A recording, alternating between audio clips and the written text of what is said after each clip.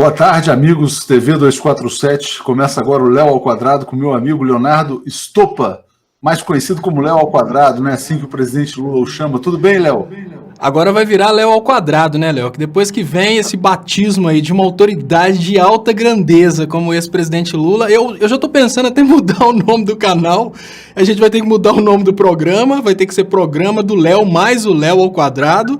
E aí eu não sei se a gente passa para Léo ao Cubo, que é uma boa ideia. Eu já mudo logo o nome do meu canal para Léo ao Quadrado, né? Porque é um batismo de alta grandiosidade, a gente tem que admitir. Você tá magrinho, você só usa azul ultimamente. O que tá acontecendo? É a Damares, Léo? Olha, Léo, não que eu queira também obedecer a Damares, né? Mas a gente também não pode ser muito subversivo, porque senão a castetada pode comer pesado no lombo. Não, hoje não é azul não, hoje é preto. Quem faz o figurino é a Jennifer, Léo. Eu chego correndo, falo Jennifer, agora é o Léo ao Quadrado, né? Que tá mudando para Léo ao Cubo. A Jennifer fala, olha, usa essa aqui. Não, Jennifer, mas essa não dá. Ah, sim, vai lá. A Luísa tomou totalmente o tempo, agora não sobra tempo nem para pensar em mais nada. E você tá mais magro também, Léo. Tô sentindo que você aí tá se recuperando da gravidez. Pois é, Léo. Olha, uma coisa que a gente precisa admitir é que a tal da competição durante a gravidez não é boa coisa pro marido. Porque, olha, durante a gravidez fica aquele quebra-pau para ver quem que cresce mais a barriga, o homem e a mulher. O detalhe é que tá tão fácil pra Jennifer, a barriga dela diminuiu de uma vez só, a minha não tá diminuindo mesmo tanto, não. Mas aí tem que fazer todo aquele processo de regime, enquanto para ela é bem mais fácil, né? Chegou a Luísa, a barriga murchou, eu tenho que fazer todo aquele processo de regime, é um processo bem mais complexo. Mas eu tô pelejando, né? Pelejando. É isso aí. A Adriana tá dizendo que a amamentação, a Luísa deve estar, né, mandando bala aí, mandando ver. Aliás, desculpa, essa expressão foi muito infeliz. Léo, você já comprou a sua arminha? Hoje? Léo, eu vou comprar para mim, Léo, uma HK... O que é uma HK? Metralhadora alemã ou de Israel, estraçalha ladrão que nem papel. Você já escutou Racionais MC, Léo? Não. Pois não, na muralha em pé. Olha que interessante, na muralha em pé, mais um PM bom passa fome metido a Charles Bronson. Pois é. Olha só, Léo Stoppa é cultura, é rap brasileiro, ritmo e poesia, né, Léo?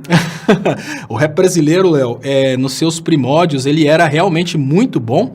Era um rap que lutava por igualdade, era um rap que não era bem compreendido exatamente porque vinha dos mais pobres, mas ele comunicava muito bem com o público que vivia aquela realidade.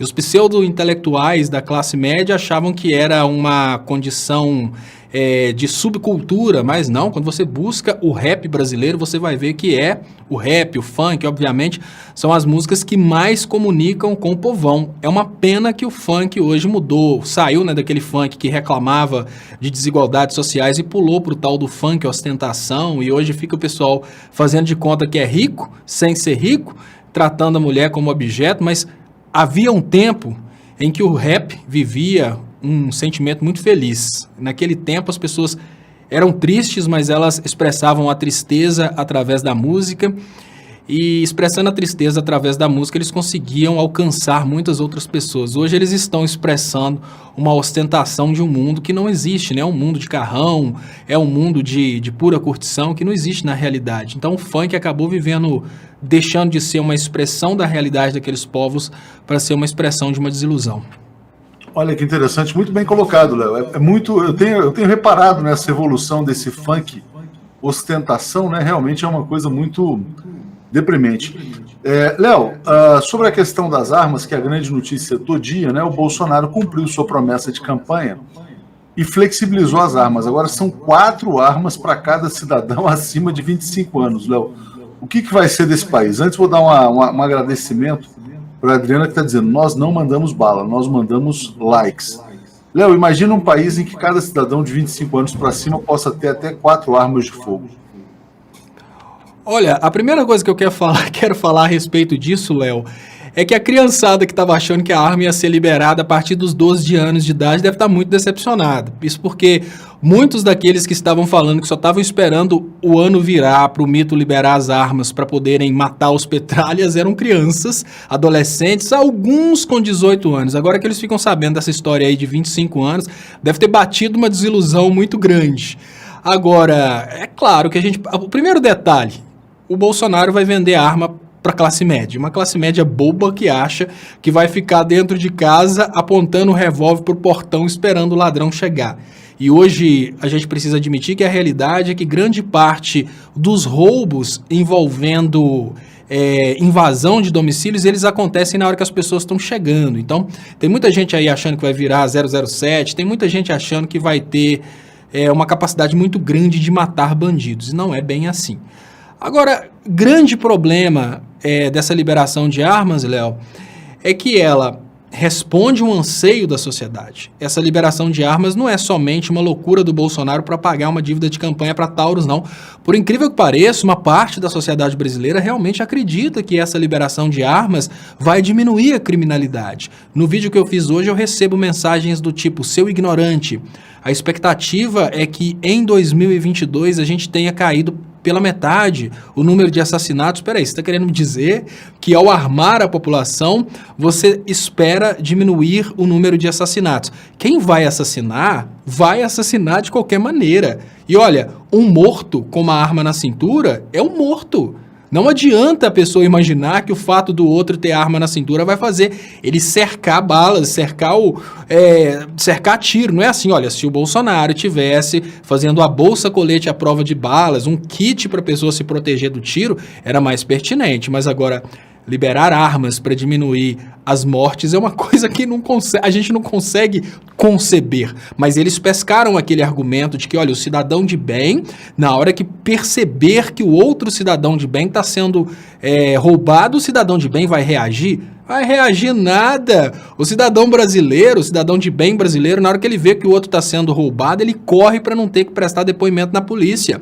O cidadão de bem brasileiro, ele foge para não prestar socorro para uma pessoa que está passando mal na rua. O cidadão de bem brasileiro, ele vai atirar e responder um processo judicial e ainda caçar briga com toda a gangue daquele ladrão para proteger o outro cidadão de bem. Vai nada. Quem ganha com isso é só a Taurus. Bolsonaro teve uma oportunidade muito interessante, que é de pagar uma dívida de campanha e, ao mesmo tempo, pagar uma promessa de campanha. O povo realmente quer isso, mas o povo precisa receber isso, para o povo ver como que foi idiotizado. E aí entra uma parte mais, digamos que, complexa da coisa, Léo. Imagina que essa classe média, a gente sabe que a grande população não vai ter acesso às armas. Imagina essa classe média encarando uma triste realidade de ter que devolver essas armas daqui a uns anos se a coisa der ruim, né? Deu ruim. Novo Estatuto do Desarmamento, obrigação de todo mundo devolver as armas. Vai ser muito engraçado. A Taurus ganhou o dinheiro dela, o Bolsonaro pagou a dívida dele, mas as classes médias aí, os cidadãos de bem que vão adquirir essas armas, vão ter que devolver essas armas para o Estado, porque no final das contas o Estado é regido pela regra da maioria, e se acontecer dessa coisa der ruim, não der certo essa luta contra a criminalidade, se a criminalidade aumentar, o Bolsonaro vai perder popularidade, a direita vai perder popularidade, o Estatuto de Desarmamento vai voltar e quem comprou arma vai ter que devolver para o Estado. Ô, Léo, você sabe quantas pessoas morrem nos Estados Unidos por armas de fogo todos os anos? Ô, Léo, eu não sei a estatística, mas eu sei que são muitas. E eu sei que a arma estar na cintura do cidadão de bem não evita que os bandidos reajam e que os bandidos roubem. Isso eu tenho certeza. Léo, são 40 mil mortes por ano nos Estados Unidos, 37.200 no ano de 2016. O Brasil é o país onde mais se mata por armas de fogo no mundo, 43.200 assassinatos em 2016. Estados Unidos, 37.200. México, terceiro lugar, 15.400. Colômbia, em quarto, 13.300. Venezuela, em quinto, 12.800. Depois a Guatemala, né? Esses 6 países respondem por menos de 10% da população do mundo. No entanto, respondem por mais de 50% das mortes por armas de fogo em todo o mundo, né? O que chama a atenção é a presença dos Estados Unidos nessa lista. Por quê? Porque os Estados Unidos são um dos países mais ricos do mundo. em tese, deveriam ter um índice de desenvolvimento humano maior. Mas por que tanta gente morre com arma de fogo? Porque lá as pessoas podem comprar arma como se compra pão na padaria, e é isso que vai chegar ao Brasil. O Brasil, Léo, já está em primeiro lugar com 40 mil mortes. Ou seja, esse volume de mortes no Brasil vai crescer assustadoramente. Muitas tragédias. 60, Léo, o Brasil, né? O Brasil, 43 mil, é perto dos Estados Unidos. Os Estados Unidos tem um número próximo ao brasileiro. Tem gente que fala, talvez tenha sido 60 mil nos anos mais recentes, mas o dado estatístico que está nessa matéria que eu peguei é 43 mil no Brasil, 37 nos Estados Unidos. Pois é, olha, nós não vamos ter uma redução da criminalidade a partir da liberação das armas de fogo. Uma coisa eu tenho certeza, se você der oportunidade de emprego digno para o cidadão de mal se torna cidadão de bem, porque o crime ele tem um índice de risco muito alto e a pessoa assume o risco porque naquele momento aquela pessoa quer ter acesso a um bem, quer ter acesso a um conforto, ela acaba assumindo esse risco. Agora, se você oferece caminhos alternativos para a pessoa ter bens e ter conforto, como oportunidade de educação, oportunidade de emprego, muitas pessoas vão sair da criminalidade para viverem aí uma situação em que elas vão ter acesso ao conforto, vão ter acesso a tudo sem precisar de cometer crimes. Agora, o mais desesperador é imaginar que parte dessas mortes são mortes estúpidas. São pessoas que brigam no trânsito, são vizinhos brigando, são situações que obviamente vão se agravar com a distribuição de armas, né, com a liberação da posse de armas irrestrita, porque olha, quando a pessoa tem a predisposição para matar e a pessoa está com a cabeça quente, ela acaba matando. Então, olha, o outro também tem acesso à arma, eu não quero nem saber, ele vai ser um defunto armado. É isso que pensa a pessoa que tem a disposição de matar. As pessoas imaginam que todo o ladrão entra na casa dos outros imaginando que os outros estarão desarmados. E não é bem assim. Não pensem vocês que, olha, o ladrão tem a certeza que o cidadão de bem está desarmado. Não, o ladrão normalmente recebe informações de quem trabalha naquela casa, infelizmente está no caráter do brasileiro.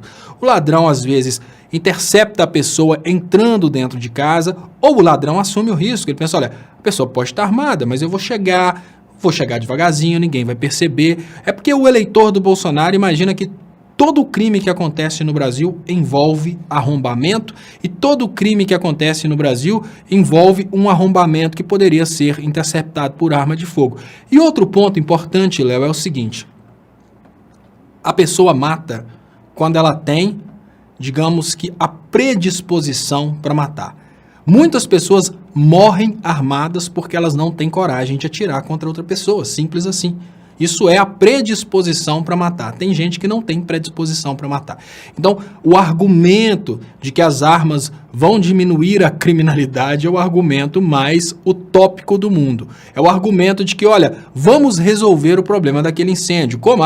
Pega um caminhão-tanque cheio de gasolina e vamos tentar apagar o incêndio com gasolina. Não vai fazer sentido, né? Tem um caminhão-tanque cheio de água, faz mais sentido nesse momento. É por isso que eu acho, para resolver o problema da criminalidade, você precisa criar alternativas para que as pessoas tenham acesso a bens de consumo. E a melhor alternativa ao crime é educação e dignidade em empregos de qualidade. Não adianta nada os capitalistas ficarem com 99% da riqueza e deixarem 1% para que as outras pessoas apenas consigam comer. Olha aqui, a Tereza Cristina está dizendo que os marginais vão ficar mais ricos vendendo suas velhas armas. Muitas pessoas vão comprar armas e vão fazer com que elas cheguem ao crime também, né? Adriana Fraz disse, aliás, o Bel Gomes disse que se não deu certo nos Estados Unidos, não dará no Brasil. Eu tinha aqui na cabeça, aqui, assim, a Adriana Fraz está dizendo que vai ser distribuição para o clã Bozo, né? Isso que está acontecendo. Muita gente está dizendo que isso aí vai ser uma legalização das armas para os milicianos. O Haddad disse que o próximo passo vai ser legalizar as milícias. O Haddad chegou a dizer que a família Bolsonaro é uma família de milicianos. Milicianos, ou seja, pessoas que vendem proteção contra o crime, né? Em algumas comunidades, em algumas regiões, sobretudo no Rio de Janeiro. E que também, em alguns casos, montam grupos de extermínio, Léo. Certamente esse número de homicídios no Brasil vai crescer muito. Você falou uma questão relevante das brigas banais, né? Hoje eu falava com Brian Mir, né?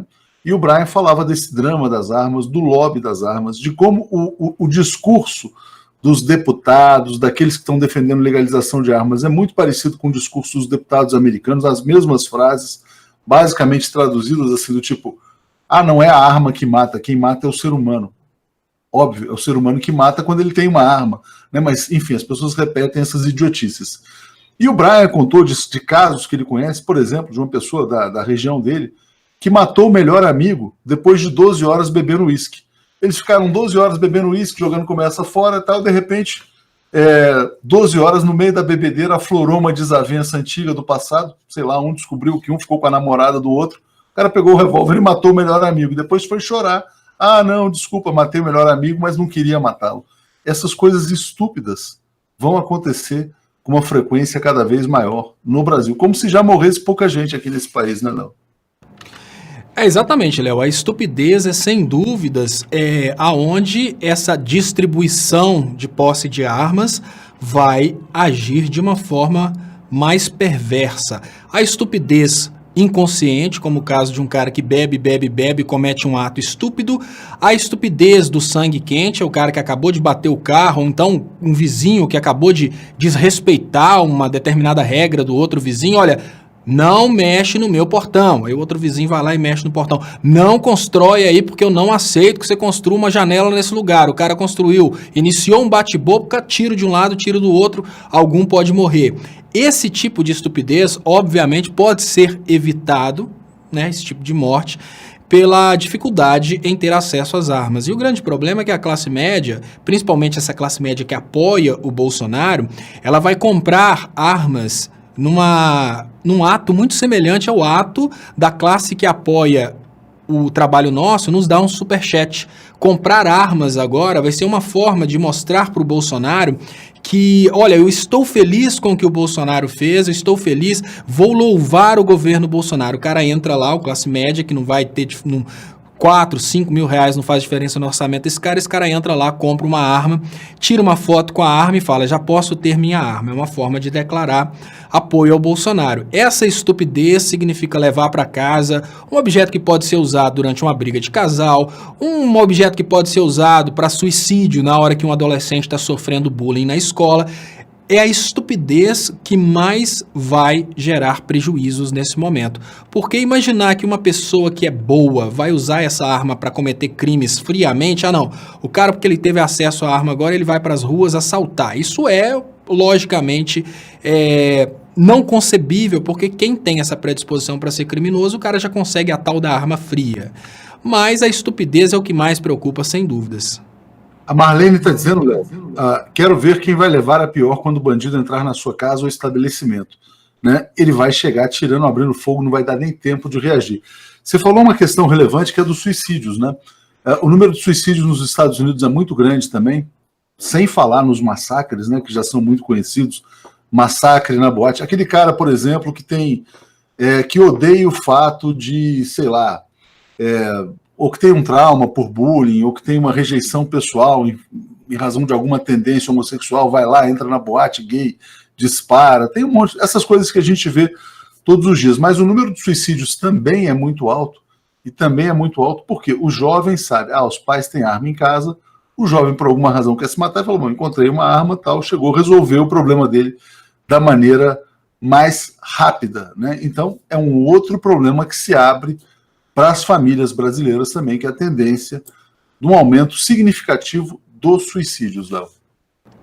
E claro que, Léo, claro que esse tipo de liberação das armas, ele vai começar a puxar outras modificações no ordenamento jurídico brasileiro, entre elas a redução da maioridade penal. Isso a gente vai cada vez mais trazendo para uma idade mais baixa, porque, olha, imagine que hoje o filho de classe média não precisa mais resolver o problema com o vizinho jogando pedra na janela. Hoje ele pega a arma e descarrega uma arma na casa do vizinho. Tudo isso pode acontecer e é exatamente a falta de amadurecimento que pode trazer essas consequências. Então são muitos problemas que a gente acaba amplificando com essa questão aí de distribuição de posse de arma em restrito.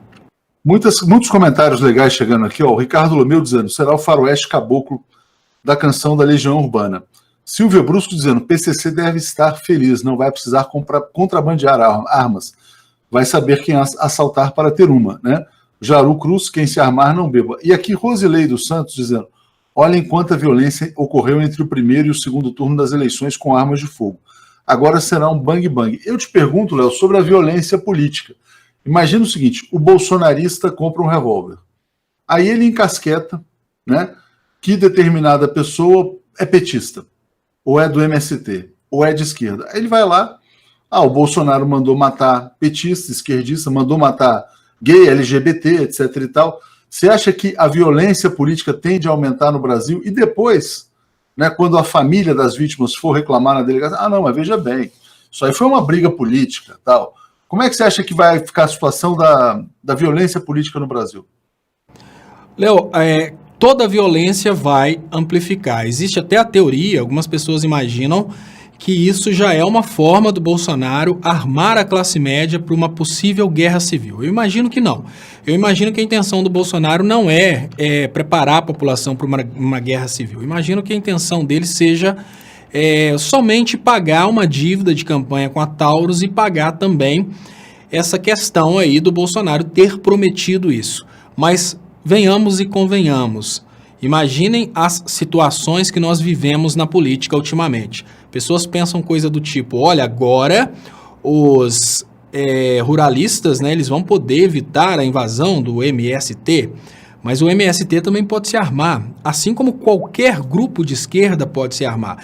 E isso a gente vai levando o país, claro, para uma situação cada vez mais violenta. Agora não vão ser mais protestos no sentido de um gritando de um lado e outro gritando do outro. Vai ser um atirando do lado, outro atirando do outro. Imagina aquele cara estúpido que foi no dia que declararam a prisão do Lula, ele foi fazer críticas ao Lula no protesto a favor do Lula, né? O cara foi quase morreu e eu considero o cara plenamente culpado por aquilo, como consideraria culpado também alguém de esquerda que tentasse entrar no meio de um protesto exclusivamente da direita, mas aquele cara não estaria vivo, assim como, obviamente, se o atentado contra o Bolsonaro fosse um atentado verdadeiro, eu particularmente imagino que não, o Bolsonaro também não estaria vivo. Então, todos os conflitos políticos agora, eles vão levar para situações bem complexas. Eventos do tipo, o cara que atirou no acampamento Marisa e Letícia, ele teria tido um outro resultado, que aí 50 pessoas iriam armadas atrás desse cara. Então a gente, sem dúvidas, a gente teria aí um faroeste tupiniquim, nem caboclo, porque vai envolver todas as raças, mas um faroeste tupiniquim no Brasil. É ridículo, Léo, é uma vergonha, né? Dá vergonha de ser brasileiro, de ter vamos dizer assim, um governo desta natureza, né? É um negócio que realmente é desolador. A Maria José Paula está trazendo uma questão muito importante, porque quando a gente fala em violência política, não é porque a pessoa está com a camisa vermelha, existe a política de condomínio, né? As pessoas brigam por uma vaga de garagem, pessoas brigam por coisas imbecis, né? Porque um pegou o salão de festas e o outro achava que tinha que ser o outro, né? Então, assim, é um negócio realmente insano. Olha o que ela escreve aqui, ó, estou com medo de ser morta no meu prédio. Era síndica, tive que comprar umas brigas. Todo síndico sabe como é que é, né?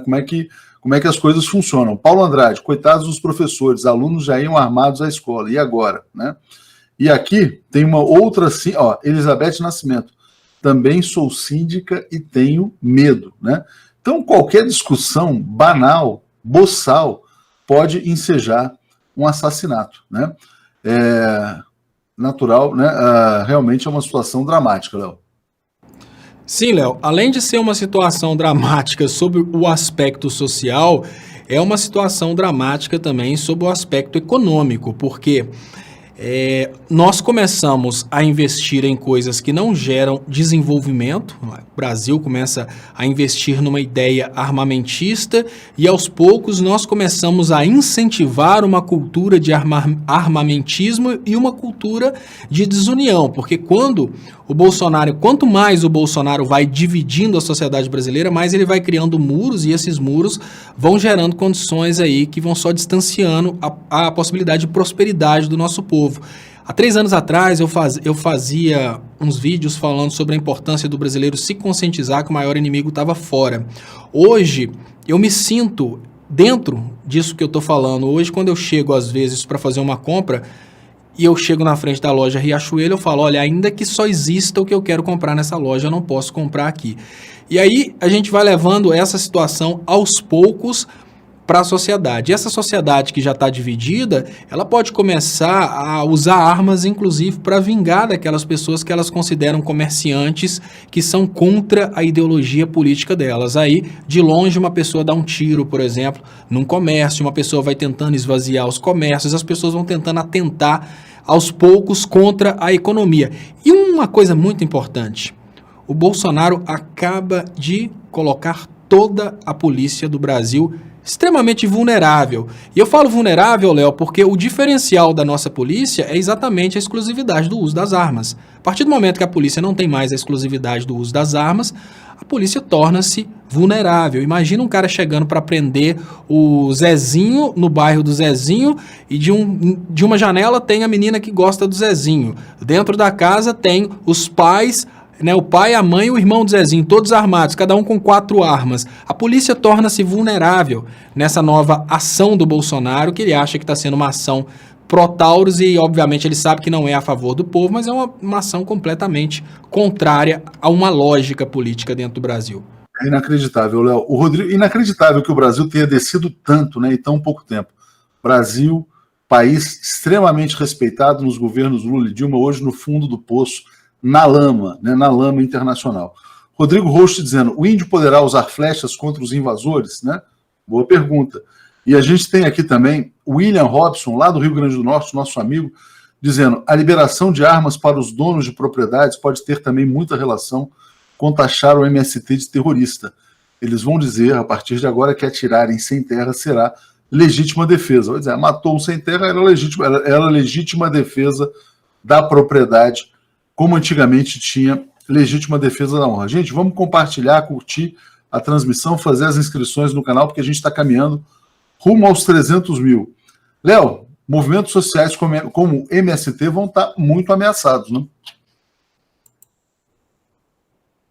Léo Estopa, seu áudio. Claro que sim, os movimentos sociais, eles já começam a ser ameaçados e eu acho que nesse momento, qualquer tipo de movimento social que insista em ser movimento social não está sendo inteligente. Eu acho que nesse momento não é hora de fazer movimentos. Todos os movimentos isolados estão ameaçados e agora o mais inteligente é toda a esquerda entender que existe um grande inimigo e se unir numa única causa, que é a causa Lula livre. Nesse momento, o movimento social ficar lutando para sobreviver, sendo que um governo foi eleito para destruir os movimentos sociais, é suicídio, Léo. Hoje o Bolsonaro tem legitimidade para fazer o que quiser com o MST. Hoje o Bolsonaro tem legitimidade para destruir os índios, ele tem legitimidade para acabar com todos os quilombolas, ele prometeu isso, ele vai fazer isso. Nesse momento, qualquer tipo de movimento social que esteja envolvido em qualquer causa diferente de uma causa única, ele está trabalhando de forma não inteligente. Eu acho que nesse momento, a única coisa que pode ser feita é todos os movimentos e toda a esquerda se unir em uma causa, que é a causa do Lula livre. Obviamente, qual seria a outra causa? Seria derrubar o Bolsonaro para a gente ter outras eleições e aí ter um Dória, um Alckmin? Não, obviamente, a maior causa nesse momento é mostrar para a sociedade brasileira que a Operação Lava Jato foi uma operação para tirar o PT das eleições e para colocar um governo alinhado com a direita no poder. A partir daí você consegue desmontar a farsa da Lava Jato e a partir do desmontar da farsa da Lava Jato, você consegue trabalhar qualquer outra causa de esquerda. Tentar trabalhar uma causa de esquerda nesse momento isolada, movimentos sociais, não, é pró-índio, tudo isso é falta de noção do que está acontecendo. A esquerda perdeu. A esquerda perdeu, ela vai ser aniquilada e o Bolsonaro tem legitimidade para aniquilar a esquerda. O que a esquerda tem que se fazer? Se unir em torno do Lula. Fora isso, é só derrota. Legitimidade para isso não tem, né, Léo? Foi eleito através de fake news, foi eleito numa eleição amplamente contestada e a eleição não lhe dá o direito de aniquilar absolutamente ninguém. Ele tem, na verdade, ele tem a autoilusão de que ele tem de que o poder a ele foi conferido para fazer o que ele bem entende, mas não é assim que funciona. O PSOL já está representando contra o decreto, vários partidos vão fazer o mesmo, né? Vai haver uma reação da sociedade, tem vários movimentos também se levantando contra isso. O Paulo Andrade está dizendo, Lula preso político até quando, meu povo? Né? E aqui, Lula livre, diz aqui a Mani Conceição. Léo, eu queria te trazer o editorial da Globo. A Globo bateu firme, dizendo que essa liberação é absurda, né, que boa parte das armas usadas pelo crime no Brasil tem origem legal e foram desviadas. Né? Então, o que a Globo está prevendo é um aumento assustador dos índices de criminalidade no Brasil. A Globo está absolutamente rompida, né, com o bolsonarismo. Outra questão importante é o Onyx Lorenzoni, né, ministro da Casa Civil desse governo. Tem uma notícia no 247 que ele recebeu $500 mil na sua campanha do lobby das armas. Como é que você está vendo a reação da Globo de um lado e de outro lado o Onyx Lorenzoni tendo sido financiado pela indústria da morte? Ainda que a Globo esteja nesse momento do lado da esquerda, eu vejo essa reação da Globo como uma puta cara de pau. É um cinismo dos diabos, e não é do diabão, é de todos os diabos do inferno. Isso porque a mesma Globo que hoje está contra a liberação das armas, porque hoje a Rede Globo está contra o Bolsonaro, está chantageando o Bolsonaro, é a Globo que, quando a gente teve o plebiscito das armas, ela foi financiada pela indústria armamentista e fez uma novela para influenciar no plebiscito das armas. Então, a Globo tem um interesse puramente financeiro, é uma puta cara de pau. Ela muda de opinião em 20 minutos se ela receber um patrocínio da Taurus. Então, eu não confio no posicionamento da Globo, porque é um posicionamento comprável, é um posicionamento cínico, é um posicionamento amplamente conectado aos interesses financeiros e à chantagem contra o Bolsonaro. Apesar de que a Globo está hoje, de um lado, mais crítico, de um lado mais pertinente, ela está fazendo isso não porque ela gosta da população, ela está fazendo isso porque ela quer extorquir o Bolsonaro, porque ela quer extorquir a Taurus, o interesse dela é puramente financeiro. Então, a gente precisa desconectar isso, porque senão quando a Globo mudar de opinião, ou seja, quando ela recebeu uma ligação da Taurus ou quando ela recebeu uma ligação do governo Bolsonaro, ela muda de opinião e a gente tem que voltar atrás e falar, olha, aquela época a Globo estava legal, mas agora a Globo mudou. É puro cinismo. A Globo fez uma novela para influenciar o povo brasileiro, para achar que armas são legais, são coisas do bem. Agora, nesse momento, a Globo vai para o outro lado. E eu acho que é puro cinismo, é pura cara de pau, e a cara de pau das grandes. Léo, você está simplificando um pouco. A Globo mudar de opinião por conta da indústria do petróleo, por pressão dos Estados Unidos, vai lá, mas por conta da Taurus é muito pequena, eu acho, né? Pelo menos essa é a minha opinião. Deixa eu agradecer aqui ao René Pascoal, que está no Superchat aqui, nos apoiando, obrigado. Mas e o Onyx, financiado pelo lobby das armas, Léo? Toda a campanha Bolsonaro, ela está conectada ao lobby das armas. E o detalhe é o seguinte, a Taurus é uma fábrica.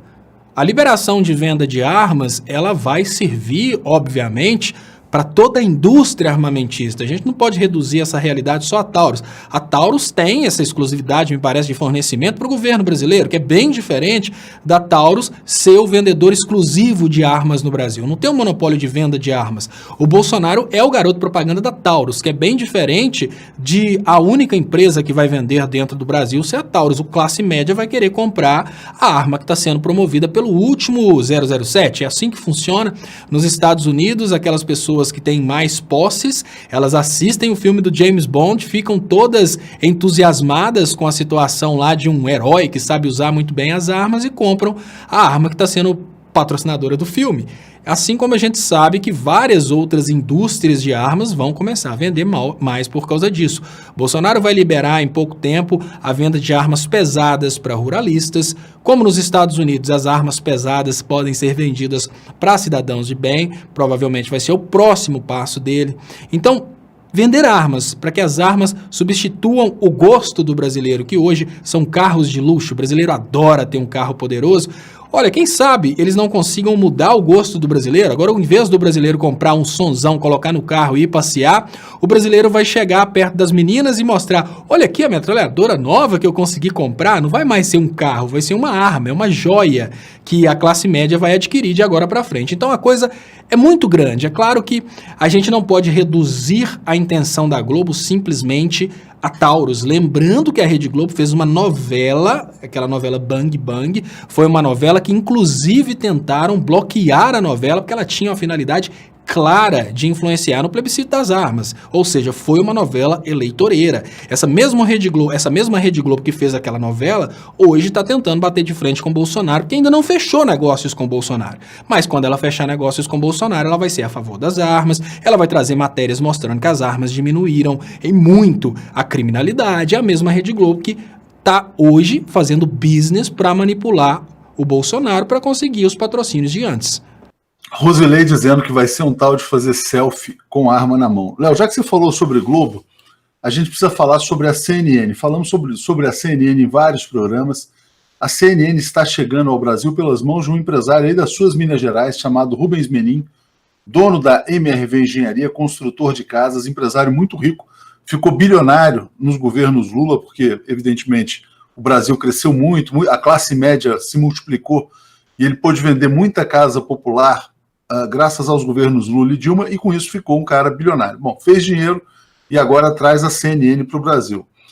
A CNN vai ter como presidente o cara que era braço direito do bispo Edir Macedo.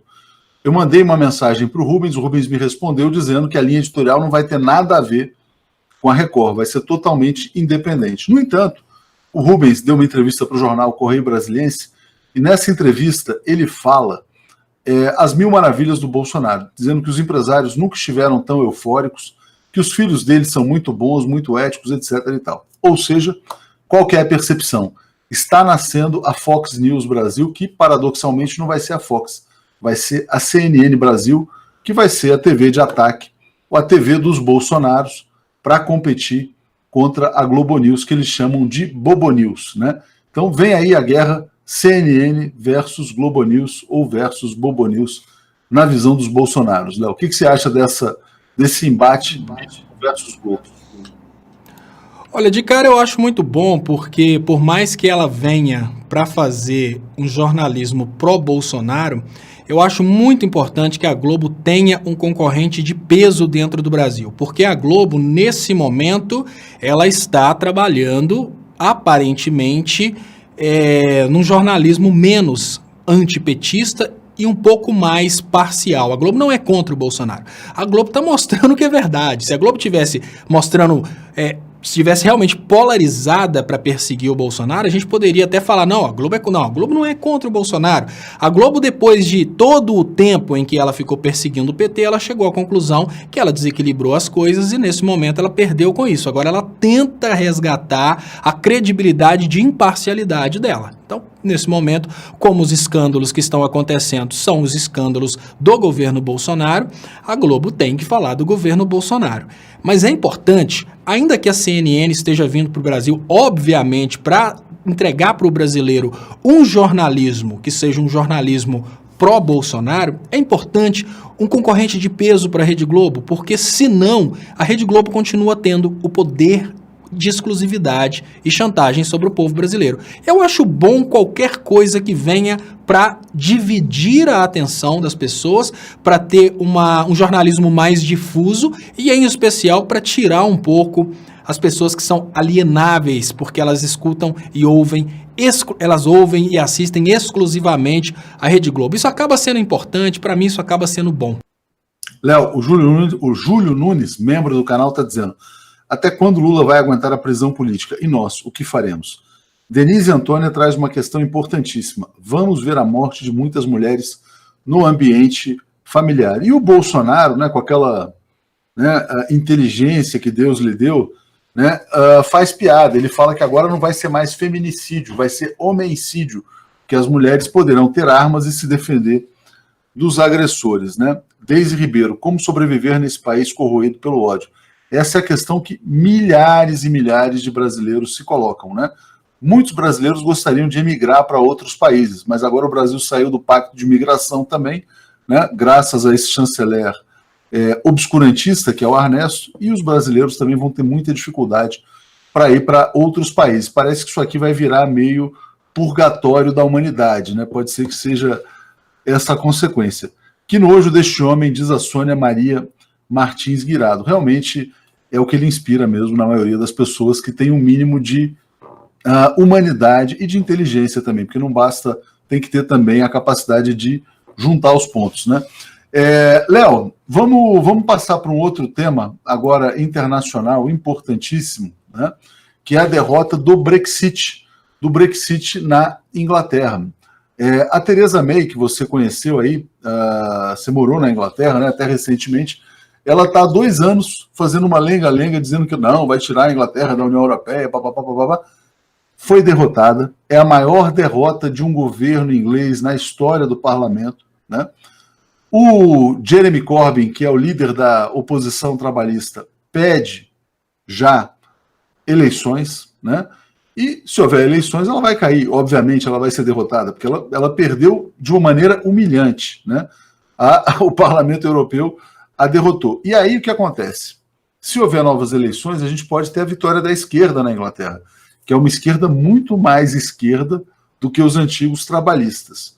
Ou seja, a mudança pendular no mundo do populismo de direita, que é o neofascismo, para um sistema mais humanista, mais igualitário, né, pode começar pela Inglaterra. Eu sempre vinha tendo essa desconfiança.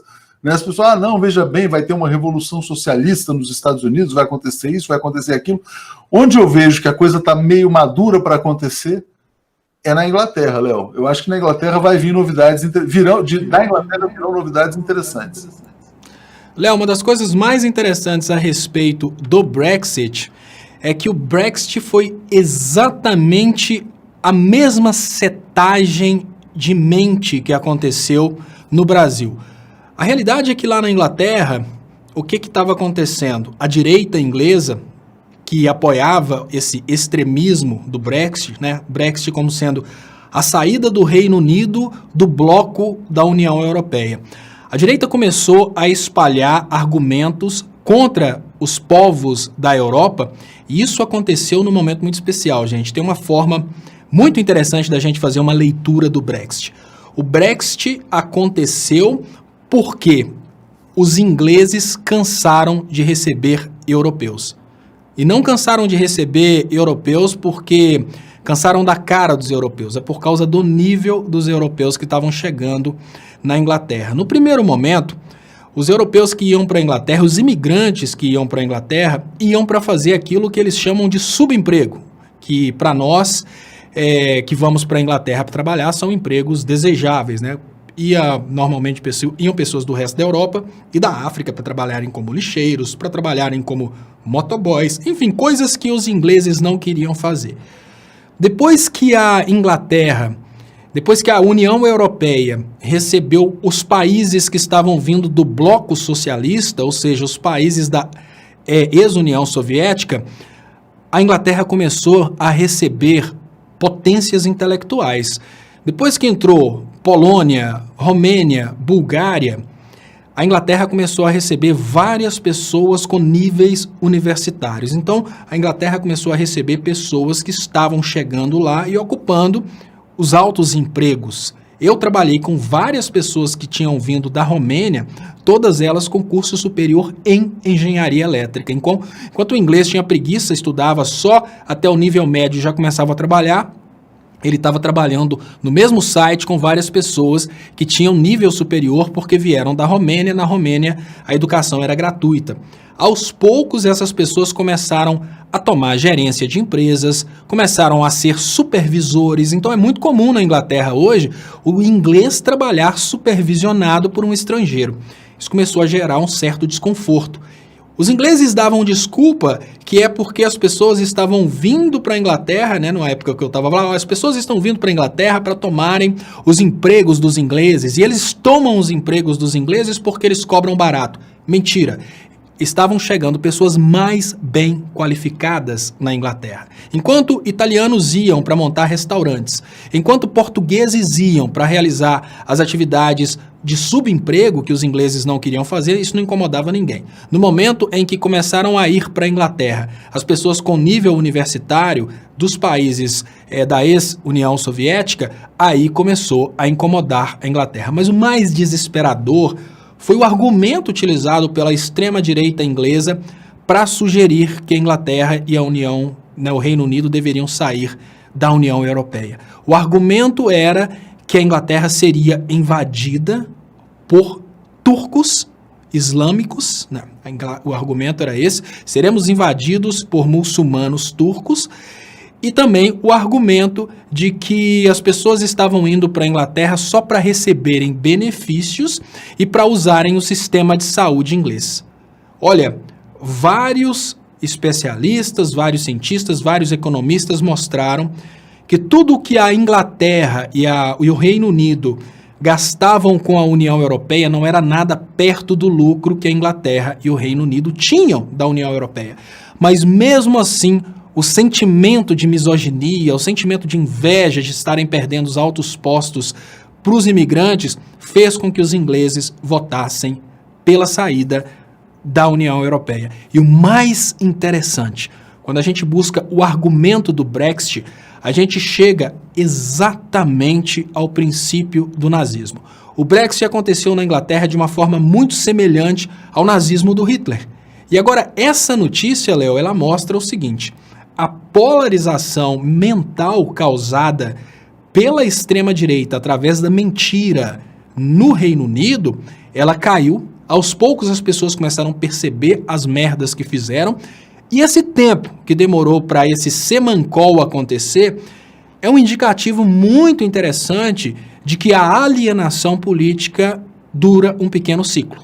O que dá para a gente um pouquinho de esperança para que a alienação política do brasileiro dure um pequeno ciclo.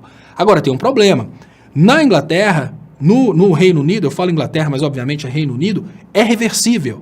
O que significa que, olha, vão derrubar um novo plebiscito, acabou, esqueçam o Brexit. É reversível. Agora, um problema sério no Brasil é que várias coisas são irreversíveis. Entrega do pré-sal, destruição da indústria nacional, venda de todas as estatais. São coisas que a gente pode não ter condições de reverter. Mas um indicativo é interessante. O ciclo de alienação política dura enquanto as pessoas estão dentro daquele clima de ódio, daquele clima de, olha, eu acho que tem que ser assim porque eu odeio o imigrante, eu não gosto do imigrante. No Brasil, eu acho que tem que ser assim porque eu odeio o petista, quem recebe Bolsa Família é vagabundo. Enquanto dura essa alienação continua tendo um suporte, mas esse ciclo é como se fosse um pico de raiva. É aquela hora que o cara fica com muita raiva, pega o revólver, agora que ele tem posse de armas, atira e mata. Depois vem o semancol. Peraí, a merda que eu fiz, agora o resto da vida eu vou lembrar disso, vou responder processo por causa disso. A mesma coisa lá na Inglaterra, na União Europeia. Em relação à União Europeia, o que eles pensaram imediatamente após a votação?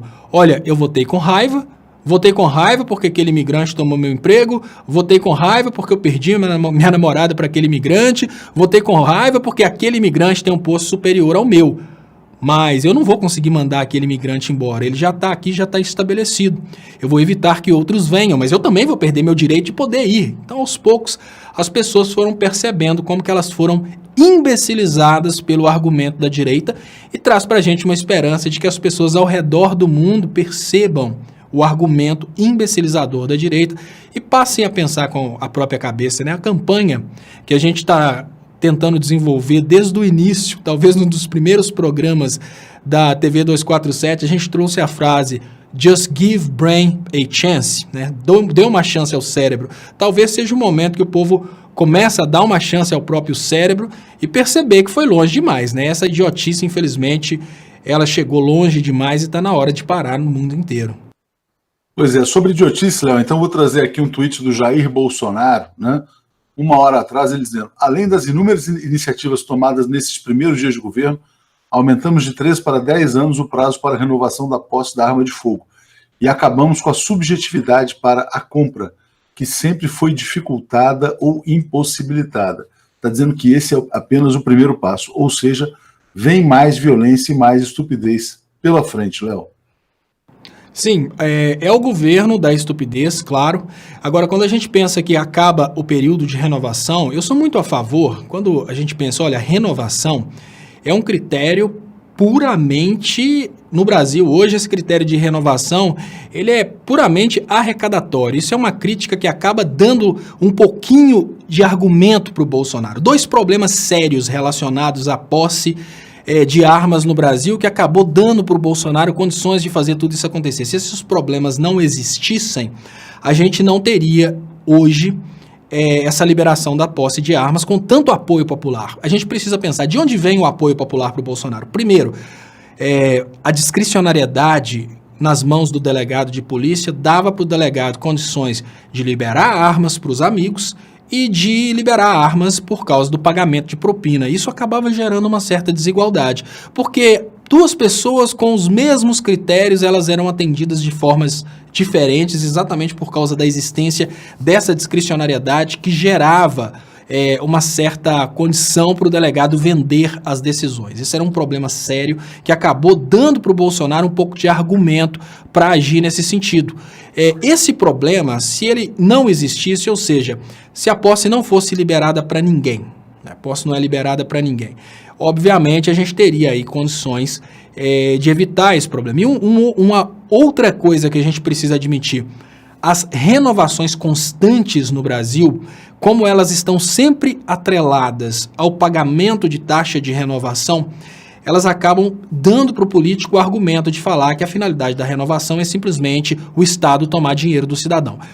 O ideal seria que as renovações fossem gratuitas. Se as renovações fossem gratuitas, obviamente, não existiria brecha para esse argumento. É claro que a gente precisa pensar, olha, mas quer dizer que toda a sociedade vai pagar a renovação para aquela pessoa em específico? Acaba sendo mais barato. Por quê? Hoje nós temos uma situação em que a renovação passa para 10 anos, exatamente porque existe esse argumento anterior que a renovação de 3 em 3 anos é um problema sério para pagamento de propina, é um problema sério para o cidadão de bem continuar tendo sua arma. E aí entra um outro problema. Hoje, com essa renovação de 10 anos, o que vai acontecer se nesse período de tempo a pessoa desenvolver um problema psicológico? Isso é um problema seríssimo. Se durante esse período de tempo a pessoa torna-se violenta, principalmente com os filhos, com a esposa, até a família conseguir revogar essa posse de armas, a família fica muito vulnerável. Então essa questão aí de renovação é uma coisa muito complexa, mas acabou que o modelo anterior deu argumentos para o Bolsonaro falar mal desse modelo de renovação de 3 em 3 anos e também falar mal da discricionariedade do delegado de polícia. Ô, Léo, aqui só para voltar ao tema aqui, ó, o Rogério Santos. Então, Atush, eu não entendi. A Inglaterra não vai mais sair da União Europeia? Não. A Inglaterra não vai mais sair da União Europeia. A gente tem aqui a capa do jornal The Guardian agora. Foram 432 votos contra o projeto da Theresa May e 202 votos a favor, né? Então, ela provavelmente será levada à renúncia. Essa é a tendência. Ou teremos novas eleições, ou ela vai renunciar e vai tentar se formar um novo gabinete na Inglaterra, e aí a Inglaterra continua na União Europeia. Imagino eu, Léo, que o próximo passo agora, que é o seguinte, provavelmente, eu não sei o que foi votado hoje, até bom que você traz essa informação, provavelmente o que foi derrubado nesse momento deve ter sido o projeto da Theresa May, que seria o acordo de retirada da Inglaterra da União Europeia. Imagino que agora, até por pertinência com a democracia, a proposta deve ser um novo plebiscito, só que o novo plebiscito, nesse momento, já vai ser um novo plebiscito como se a gente tivesse eleições hoje, mais uma vez, depois do Bolsonaro ter mostrado o caso Queiroz, depois de ter vindo à tona todos os escândalos, o Bolsonaro não conseguiria vencer hoje. Da mesma forma, se a gente tiver hoje na Inglaterra um novo plebiscito, a probabilidade do Brexit vencer é muito pequena. Eu acho que derrotaram a proposta de retirada da Theresa May, que seria o acordo entre o Reino Unido e a União Europeia, mas o Brexit fica pendurado e vai tomando barrigada até que eles decidam se vão fazer outra proposta ou se vão realmente fazer outro plebiscito. Eu imagino que é isso, porque eu não li ainda, mas é isso que estava em discussão alguns dias atrás. É exatamente isso, Léo. E o Corbyn, que é o líder do Partido Trabalhista, apresentou uma moção de censura à Theresa May. Se essa moção de censura for votada, ela pode cair, pode renunciar, que é como funciona lá o parlamento. Léo, para a gente encerrar, tem uma notícia nova sobre as armas. O deputado Paulo Pimenta gravou um vídeo dizendo que o PT vai ao Supremo contra o decreto do Bolsonaro. Lembrando que o Brasil tem o Estatuto do Desarmamento, né? E, enfim, desde então, existe uma política de desarmamento no país, né, como diz o próprio Estatuto. Então vamos ver se o Supremo faz alguma coisa, mas não pode se esperar muita coisa do STF, que o próprio ministro Dias Toffoli afirmou que o Supremo agora não tem muito que se meter em política, se não fere cláusula pétrea da Constituição pode, mas tem essa notícia para a gente dar também, né? O mais complicado agora é o seguinte, o Supremo é Bolsonaro. É com o Supremo com tudo, né? Um Supremo totalmente acovardado.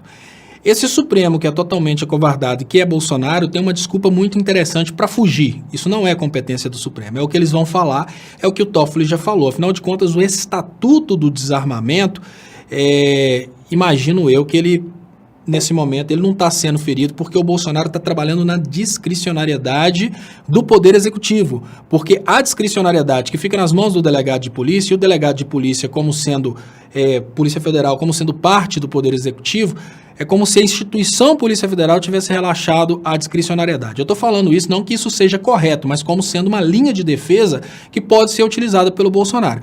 E outra coisa também, a gente precisa admitir, se o Supremo admite nesse momento que o Bolsonaro ultrapassou os seus limites, o Supremo admite também que o Bolsonaro cometeu crime de responsabilidade, ou seja, ele já é passível de um processo de impeachment imediatamente no início do governo. Então uma decisão do Supremo contra o Bolsonaro nesse momento ela é muito perigosa, porque ela pode colocar o Bolsonaro na corda bamba por um crime de responsabilidade, ela pode também trazer de volta a esquerda ao poder, porque hoje o Bolsonaro já está começando a amedrontar as pessoas. Então eu acho que o Supremo, como o golpe é com o Supremo com tudo, como é um Supremo totalmente acovardado, eu acho que ele vai usar esse argumento para pular fora e falar que isso não está dentro da competência, né? Tem proporcionalidade e razoabilidade, fala, não, isso está dentro da discricionariedade do Poder Executivo, e como está dentro da discricionariedade do Poder Executivo, não cabe ao Poder Judiciário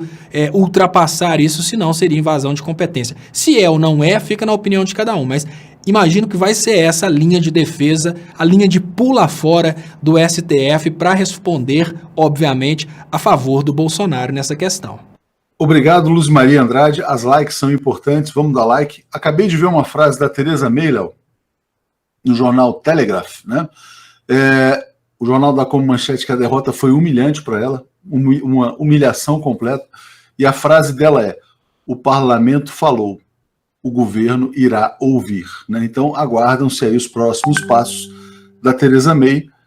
Aqui tem um comentário dizendo que um cientista político disse que ela não cai. Eu acho que ela ou apresenta um outro plebiscito ou renuncia. Eu acho que a tendência é ela renunciar. Agora, é interessante, só para fechar, Léo, você mostrar como que o discurso de ódio, né, que foi implantado no Brasil pela guerra híbrida, né, contra o Brasil, desde que se descobriu o pré-sal, como o discurso de ódio pode paralisar e destruir mesmo países desenvolvidos, né? Inglaterra com alto nível cultural, intelectual, né?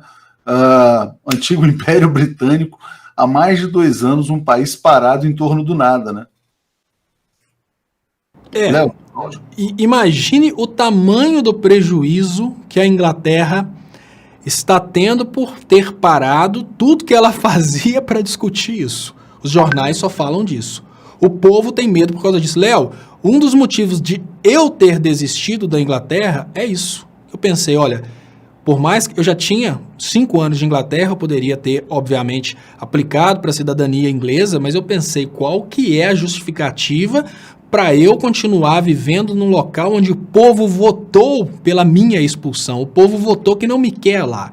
Então, imaginem que várias pessoas pensaram 2 vezes antes de fazer negócios na Inglaterra, antes de montar empresas na Inglaterra, antes de investir na Inglaterra. Então, tudo isso sem dúvidas, um prejuízo muito grande.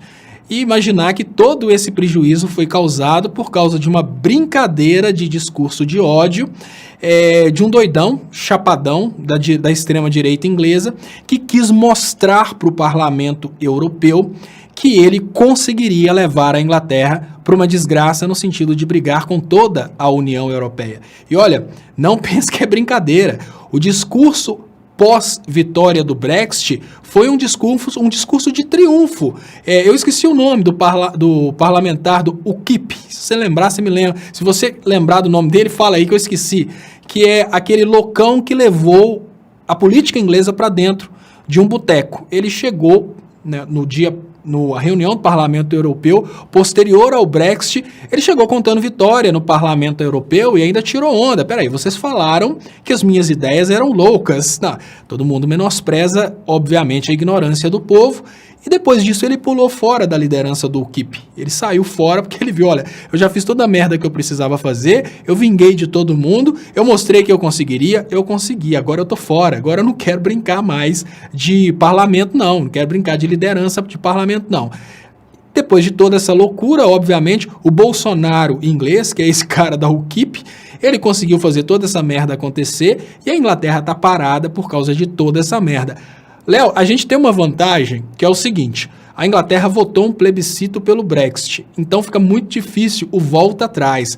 Aqui no Brasil, toda vez que o Bolsonaro faz uma grande merda, a crítica faz uma ajuda ao Bolsonaro e fala, não, isso não dá, aí ele volta atrás. É pressão de um lado, pressão do outro, ele acaba voltando atrás. Mas imagine a situação da Inglaterra, onde não dá para voltar atrás enquanto não tiver realmente convencido o povo que aquilo não presta para chamar um outro, porque é isso que está acontecendo nesse momento. Eles estão convencendo o povo que isso não presta para chamar o povo para outro Brexit, para outro plebiscito a respeito do Brexit, para mostrar, não, foi uma decisão soberana do povo que agora não quer isso mais. Então é isso que a gente está presenciando.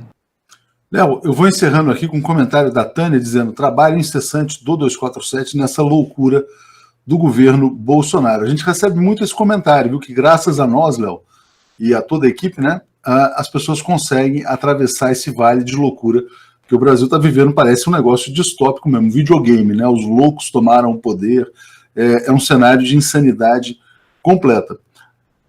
Bom, obrigado a Tânia, né? Obrigado a todos. Obrigado a todos que já são inscritos no canal. Quem ainda não é muito simples, é só apertar o botão, a notificação. Obrigado a todos os membros do canal, que também é muito simples, é só apertar ali, tornar-se membro, muito barato. Obrigadíssimo aos assinantes, brasil247.com/apoio, e obrigado também a todos que apoiam os jornalistas pela democracia em brasil247.com/democracia. Timaço, melhor time de colunistas do Brasil, integra essa rede de jornalistas pela democracia. Léo, muito obrigado a você, obrigado a todos. Daqui a pouco tem Boa Noite 247.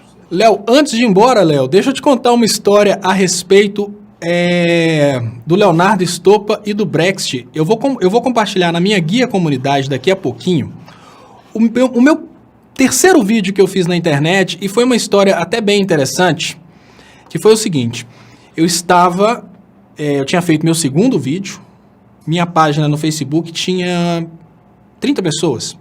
Eu tinha feito o meu segundo vídeo para Facebook, fiz minha página e pensei, olha, eu faço essa página aqui, mas quem compartilhava meus vídeos era Dilma Resistente. Aí aconteceu a votação, que ninguém esperava que o Brexit vencesse. Aconteceu a votação, o Brexit venceu, e eu estava na academia, as pessoas estavam mandando mensagens para mim, falando, olha, Léo, o que acontece agora? O que acontece agora? Porque eu já estava fazendo vídeos sobre política. Você vai ter que voltar para o Brasil, como é que vai acontecer? Então eu fiz um vídeo de opinião a respeito do Brexit, e isso eram 6 horas da manhã, que eu passava a madrugada estudando na academia. Eu cheguei 6 horas da manhã, fiz um vídeo a respeito da minha opinião a respeito do Brexit, e nesse vídeo, que eu vou compartilhar daqui a pouquinho na guia comunidade do canal Leonardo Stoppa, eu falei, olha, isso é simplesmente plebiscito para inglês ver, Porque a grande realidade é que no final das contas eles vão achar uma forma para não obedecer à decisão do povo, que não faz sentido. É tecnicamente inviável. Aí eu fui dormir e quando foram umas 5 horas depois eu acordei, minha página tinha pulado de 50 pessoas para 3.000 pessoas. Essa situação do Brexit fez minha página começar a existir no Facebook. E hoje, alguns anos depois, eu percebo que o que eu falei naquela época faz total sentido. Era um plebiscito para inglês ver. Porque quando o plebiscito atende os interesses de quem fez o plebiscito, obviamente o plebiscito vai ser atendido. Agora, quando o plebiscito não atende os interesses de quem fez o plebiscito, obviamente aqueles políticos querem fazer negócios com o resto da Europa, eles não querem estar isolados, o plebiscito é ignorado, dão barrigadas e vão empurrando a coisa até o povo chegar à conclusão que fez uma grande merda e a partir daí eles conseguirem fazer, obviamente, outro plebiscito para que o povo vote direito. É uma grande oportunidade para que o povo vote direito. Isso fala muito bem a situação aqui do Brasil. A elite brasileira, após ver que o povo realmente ia eleger Lula presidente, eles decidiram que era necessário prender o Lula para que o povo tivesse aquilo que talvez a elite chame de juízo e votasse em algum que não fosse o Lula. O próprio Bolsonaro falou isso. Olha, quem está no primeiro lugar nas pesquisas é o Lula. Se a gente não tiver uma chance aí, uma forma aí de evitar do Lula ser candidato, ele tem perigo de ganhar. Então, as elites controlam os plebiscitos. Se for favorável à elite, ele é aceito. Se não for favorável à elite, ele é ignorado. Muito triste, Léo. Eu encerro com uma frase do presidente Lula. No Twitter disse o seguinte: melhor seria armar a população com carteiras de trabalho e livros. Grande Lula, parabéns pela serenidade, pelo bom senso nesse mundo tão insano e tão estúpido que a gente está vivendo ultimamente. Obrigado, Léo. Obrigado a você, obrigado a todos. Daqui a pouco tem Boa Noite 247.